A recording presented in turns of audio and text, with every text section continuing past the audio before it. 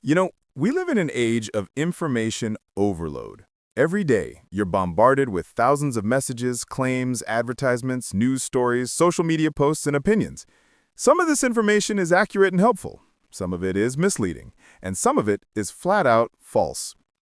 Harrison Thorogood's Master the Art of Critical Thinking is your guide to navigating this complex landscape. It's about learning to think clearly, question assumptions, recognize manipulation, and make better decisions in every area of your life. Critical thinking isn't just for academics or philosophers. It's for anyone who wants to avoid being fooled, make smarter choices, solve problems more effectively, and understand the world with greater clarity. So let's dive in. Let's start with the basics. What exactly is critical thinking? Many people hear the word critical and think it means being negative or finding fault with everything. But that's not what we're talking about here. Critical thinking is about being thoughtful, analytical, and deliberate in how you process information. Thorogood describes it as the art of thinking about thinking. It's stepping back from your automatic reactions and asking yourself, wait a minute, is this actually true? Does this make sense? What evidence supports this claim? Think of your brain like a filter. Most of the time, information flows through without much examination. Critical thinking is about installing a high-quality filter that catches errors, biases, and faulty reasoning before they influence your beliefs and decisions. Here's a simple example. Imagine you see a headline that says, "Eating chocolate every day helps you lose weight." Your automatic response might be excitement. Who wouldn't want that to be true? But critical thinking kicks in and asks, who conducted this study? How many people were involved? Was it funded by a chocolate company? What were the actual results? That's critical thinking in action. Now, one of the biggest obstacles to clear thinking isn't external. It's internal. Thorogood spends considerable time discussing cognitive biases, which are systematic errors in thinking that affect all of us. Your brain is amazing, but it takes shortcuts. Evolution designed your mind to make quick decisions that kept you alive, like running from predators or identifying poisonous berries. But in the modern world, these shortcuts often lead us astray. Let's talk about a few major biases. First, there's confirmation bias. This is our tendency to seek out information that confirms what we already believe, while ignoring evidence that contradicts it. Imagine you believe that a particular diet is the healthiest approach. You'll naturally notice success stories about that diet and dismiss criticisms as outliers or misinformation. It's like wearing glasses that only let you see what you want to see. Then there's the availability heuristic. We tend to overestimate the likelihood of events that come easily to mind. For example, after hearing about a plane crash on the news, you might feel that flying is more dangerous than it actually is, even though statistically, you're much safer in a plane than in a car. The vivid, recent memory makes the risk feel more real. Another powerful bias is the Dunning-Kruger effect. This is when people with limited knowledge in a subject overestimate their expertise. You've probably encountered this. Someone who watched a few YouTube videos suddenly thinks they understand a complex topic better than experts who've studied it for decades. The less you know, the more confident you might feel because you don't realize how much you don't know. Thorogood emphasizes that recognizing these biases in yourself is the first step to overcoming them. You can't eliminate them entirely. They're built into how your brain works, but you can learn to catch yourself when they're influencing your thinking. So how do you actually practice critical thinking? Thorogood argues that it starts with questions. The quality of your thinking is directly related to the quality of the questions you ask. Poor questions lead to poor thinking. Great questions open up new insights. Instead of passively accepting information, train yourself to ask, what's the source of this information? Is it reliable? What evidence supports this claim? Are there alternative explanations? What assumptions am I making? Who benefits if I believe this? What would it take to prove this wrong? Let's use an example. Suppose a friend tells you that a mutual acquaintance is untrustworthy. Instead of immediately accepting this, critical thinking prompts you to wonder, what specific behavior led to this conclusion? Has there been a misunderstanding? Could there be another side to the story? Is my friend perhaps harboring some unrelated resentment? This doesn't mean you become paranoid or suspicious of everything. It means you develop a healthy curiosity and a habit of examination. Thorogood dedicates substantial attention to understanding how arguments work. Not arguments in the sense of fights or disagreements, but logical arguments, the structure of reasoning. Every solid argument has premises and a conclusion. The premises are the evidence or reasons, and the conclusion is what follows from them. Here's a simple one. Premise 1, all humans are mortal. Premise 2, Socrates is a human. Conclusion, therefore Socrates is mortal. This is a valid argument. If the premises are true, the conclusion must be true. But many arguments we encounter daily are flawed. They might have false premises, or the conclusion doesn't actually follow from the premises. Consider this. Everyone I know who drinks coffee is productive. Therefore, drinking coffee makes you productive. On the surface, this might sound reasonable, but critical thinking reveals the flaw. This confuses correlation with causation. Maybe productive people choose to drink coffee, but the coffee isn't what makes them productive. Or perhaps both productivity and coffee drinking are caused by a third factor, like getting enough sleep or having interesting work. Learning to identify these flaws, what Thorogood calls logical fallacies, is like developing X-ray vision for bad reasoning. Let's explore some common fallacies you'll encounter constantly. Ad hominem attacks are when someone attacks the person making the argument rather than the argument itself. You can't trust his opinion on economics. He dropped out of college. This might be emotionally satisfying, but it doesn't address whether the economic argument is actually correct. Straw man arguments involve misrepresenting someone's position to make it easier to attack. If someone says, "I think we should have stronger regulations on pollution," and you respond with, "So you want to shut down all factories and destroy the economy?" That's a straw man. You've created an extreme version of their position that's easier to knock down. Appeal to authority is citing an expert opinion as proof, but without proper context. 9 out of 10 dentists recommend this toothpaste. But who are these dentists? How was the study conducted? What were they comparing it to? We're living in what some call the post-truth era, though Thorogood prefers to call it the information chaos era. The internet has democratized information, which is wonderful in many ways, but it's also made it incredibly easy to spread falsehoods, manipulations, and distortions. Anyone can publish anything. Fake news sites are designed to look like legitimate journalism. Doctored images and deepfake videos could make it seem like people said or did things they never did.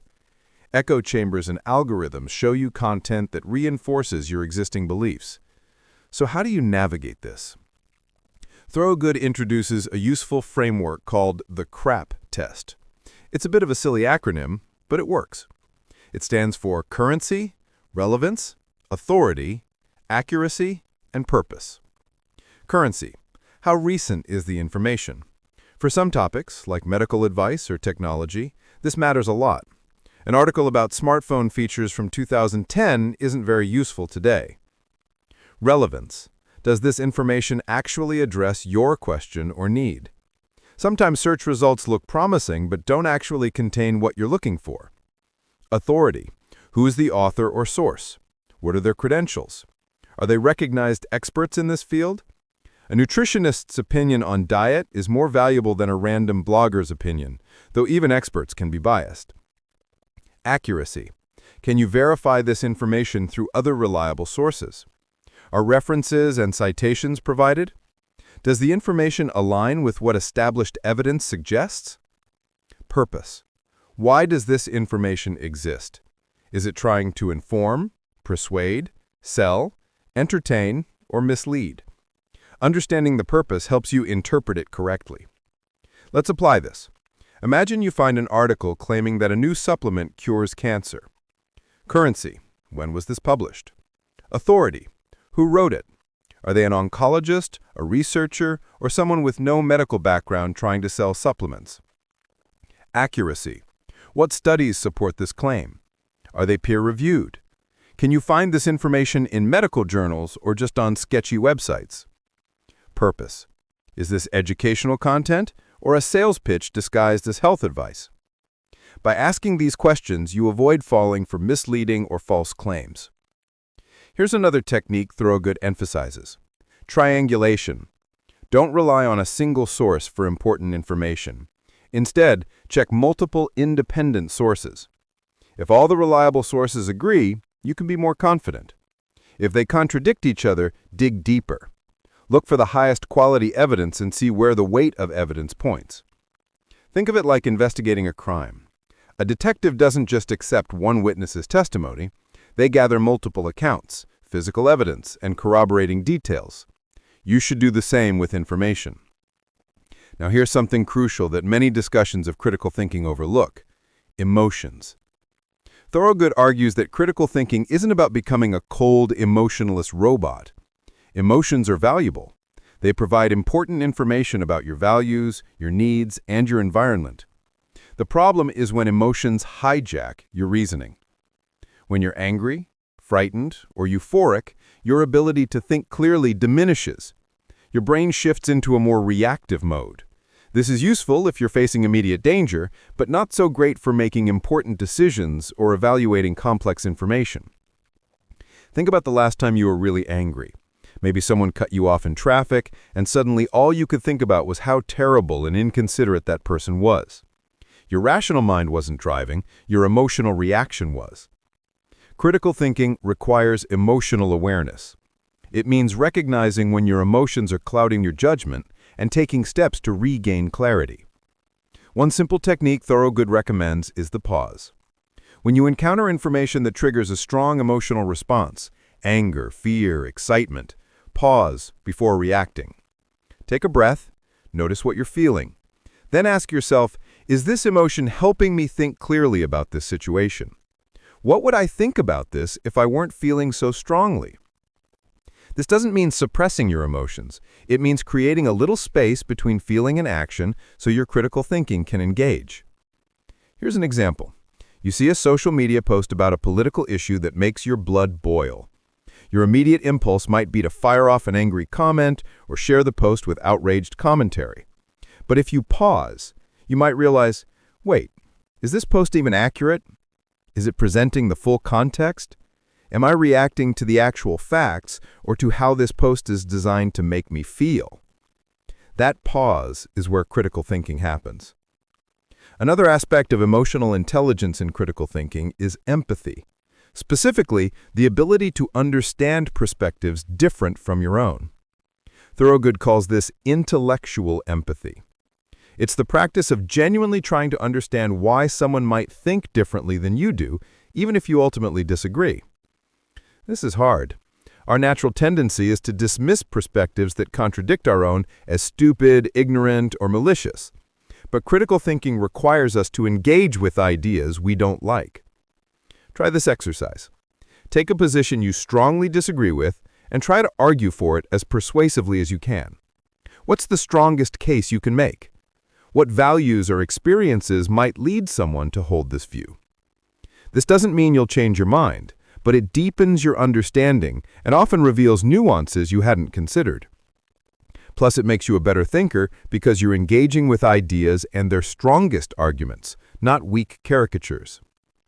Let's turn to practical application. How does critical thinking improve your decisions? Thorogood identifies several common traps people fall into when making decisions. The first is decision paralysis. When faced with too many options or too much information, some people freeze. They overthink to the point that they can't act. Critical thinking helps by providing frameworks for evaluating options systematically rather than getting overwhelmed. The second is impulsive deciding. This is the opposite problem, making snap judgments without adequate consideration. You see this with big purchases made on impulse or life-changing decisions made in emotional moments. Then there's sunk cost fallacy. This is when you continue investing in something because you've already spent so much, even when it's clearly not working. I've spent 3 years in this relationship or career or project, so I can't quit now. But critical thinking asks, regardless of what you've already invested, what's the best path forward from this point? Thorogood proposes a structured approach to important decisions. Step 1. Clearly define the decision you're making. What exactly are you trying to decide? Be specific. Step 2. Gather relevant information. What do you need to know? What are the facts? What are your options? Step 3. Identify your criteria. What matters most to you in this decision? What are your non-negotiables versus your preferences? Step 4. Evaluate your options against those criteria. How well does each option satisfy what matters to you? Step 5. Consider the consequences. Play out each option. What's the potential positive and negative outcomes? What's the best case and worst case scenario? Step 6. Make the decision and commit to it. Once you've done your due diligence, act. Don't endlessly second-guess yourself. Step 7. Reflect and learn. After the decision plays out, look back. What went well? What would you do differently? This feedback loop makes you a better decision maker over time. Let's use an example. Suppose you're deciding whether to accept a new job offer. Define the decision. Should I leave my current job for this new opportunity? Gather information. What's the salary, the culture, the growth potential? How does the commute compare?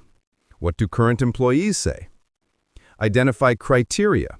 Maybe your priorities are career growth, work-life balance, financial stability, and meaningful work. Evaluate. How well does the new job stack up on each of these dimensions compared to your current situation? Consider consequences. If you take it and it's great, what does that look like? If it's terrible, can you recover? If you don't take it, will you regret the missed opportunity? Decide. Weigh everything and make your choice. Reflect. 6 months later, assess whether it was the right call and what you learned. This structured approach prevents both impulsive mistakes and overthinking paralysis. Critical thinking is also essential for solving problems effectively. Thorogood emphasizes the importance of properly defining the problem first. So often people jump to solutions before they really understand what the problem is. Imagine your team is consistently missing deadlines. The surface problem is, we're not finishing work on time. But the real problem might be unrealistic deadlines, or unclear priorities, or inadequate resources, or communication breakdowns. If you don't identify the root cause, your solutions won't work. Once you've defined the problem, critical thinking helps you generate and evaluate potential solutions. You consider multiple approaches, think through unintended consequences, and test assumptions.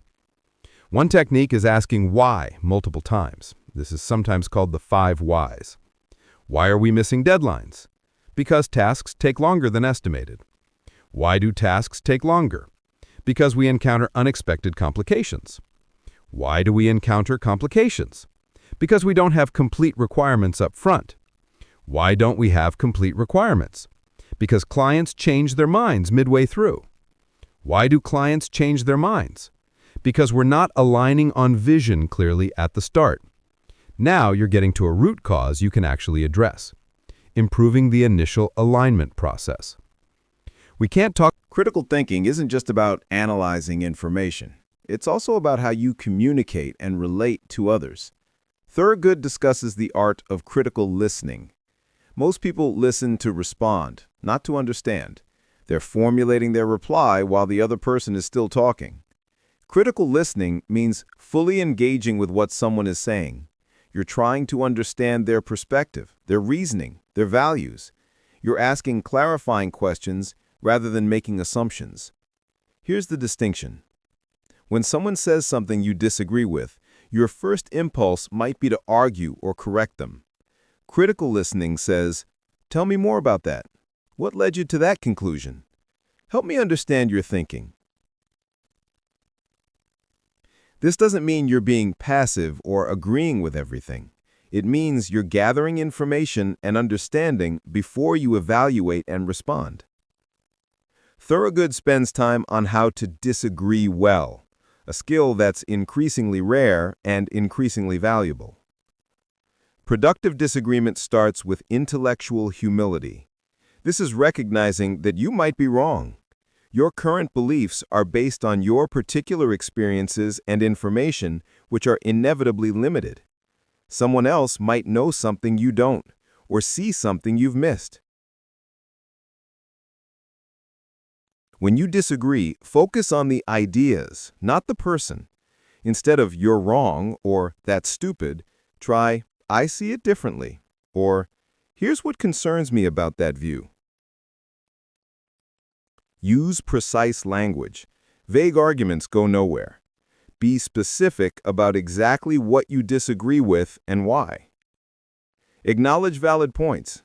Even when you disagree overall, the other person probably has some legitimate points. Acknowledging them shows you're listening and makes the other person more receptive to your concerns. And be willing to change your mind. The point of disagreement isn't to win, it's to get closer to truth. If someone presents a better argument or new information, updating your views is a sign of intellectual strength, not weakness. Critical thinking also protects you from manipulation in personal relationships. Some people use emotional manipulation tactics, guilt tripping, gaslighting, playing the victim, moving goalposts, to control or influence you. Critical thinking helps you recognize these patterns. When someone consistently makes you doubt your own perceptions or feel responsible for their emotions, that's a red flag. When someone's story keeps changing or they deny saying things you clearly remember, that's gaslighting. Thorogood emphasizes trusting your observations and feelings while also being open to feedback.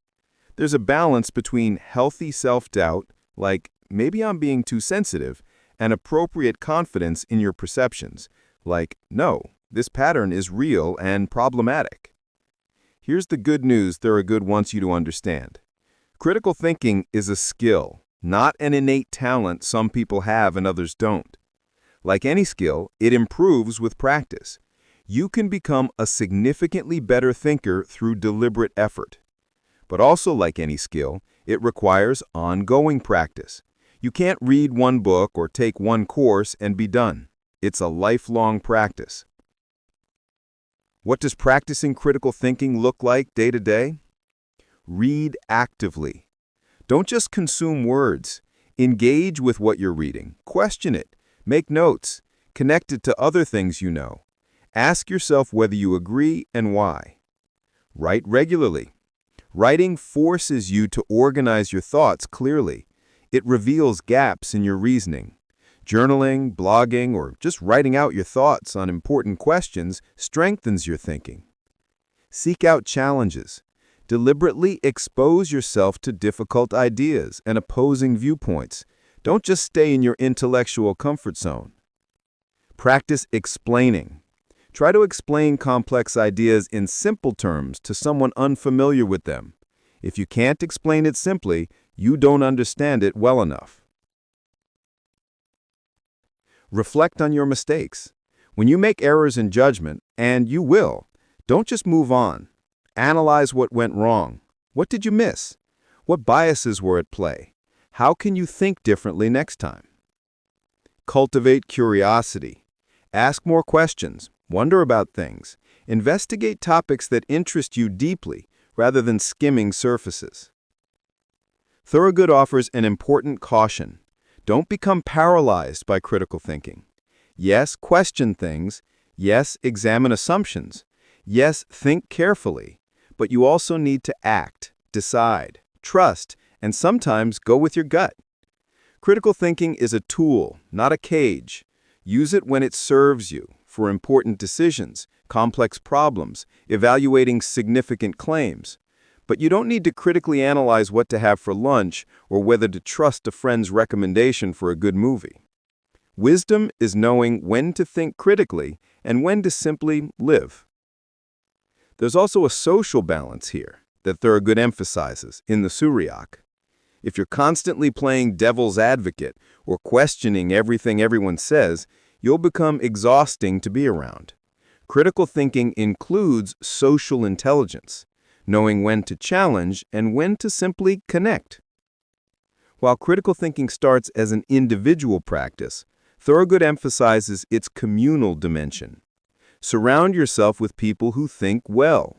Seek out friends and colleagues who challenge you intellectually, who call you out when you're being sloppy in your reasoning, who model good thinking.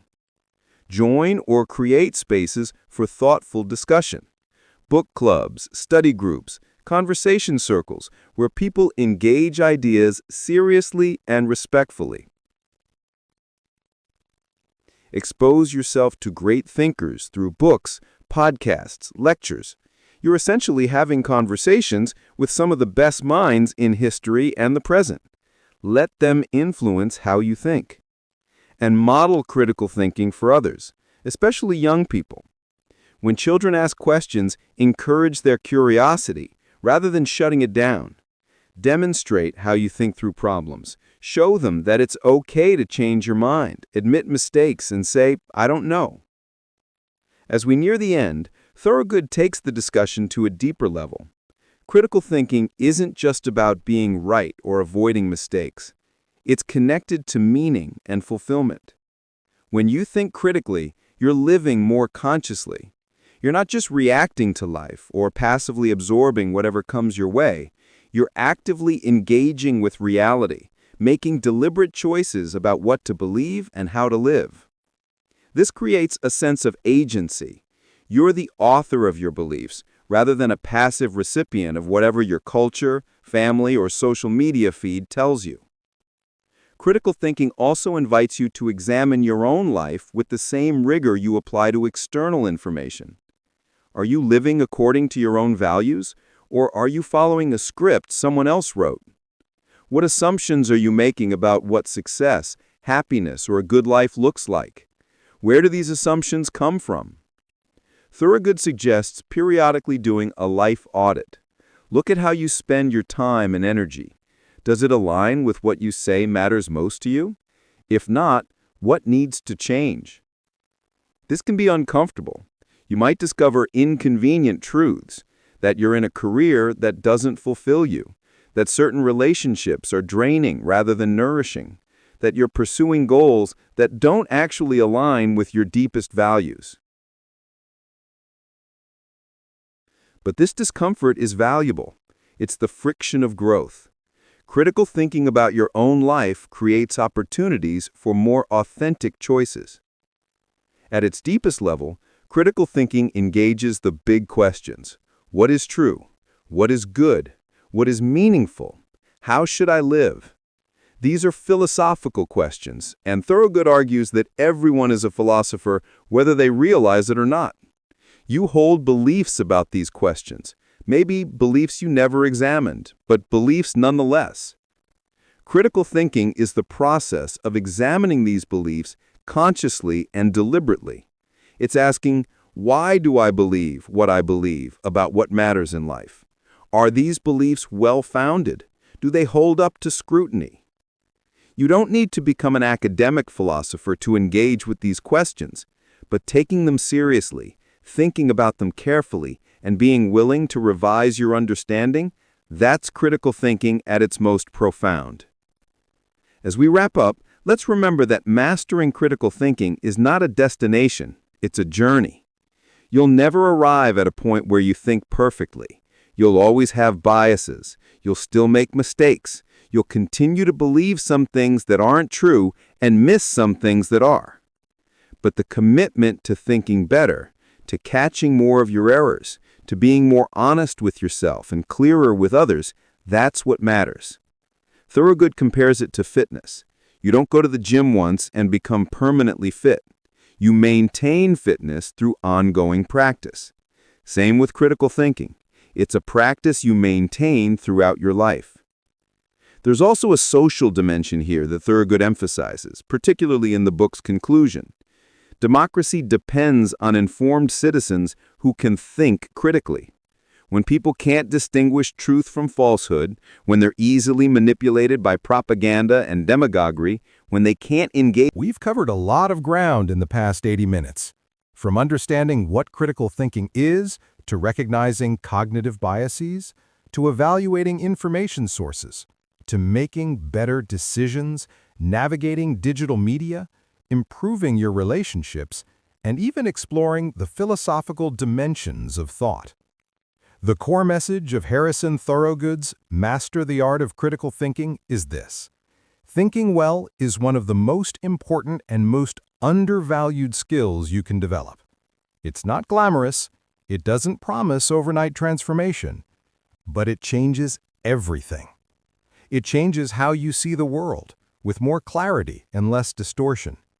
It changes how you make decisions, with more deliberation and less impulsiveness. It changes how you relate to others, with more understanding and less reactivity. It changes how you live, with more intentionality and less passivity. The world desperately needs better thinkers. It needs people who can cut through noise and find signal. People who can disagree without demonizing. People who change their minds when evidence warrants it. People who ask better questions and seek deeper understanding. That person can be you. It starts with the simple commitment to think a little more carefully today than you did yesterday, to question one more assumption, to check one more source, to pause one more time before reacting. Over time, these small acts of intellectual discipline accumulate into a life of greater wisdom, clearer judgment, and deeper understanding. So as you go forward from here, take what you've learned and put it into practice. Make critical thinking not just an abstract skill, but a lived reality in your daily life. Question more, think deeper, judge better. That's the art of critical thinking. And that's your path to a clearer, wiser, more intentional life. Thank you for listening.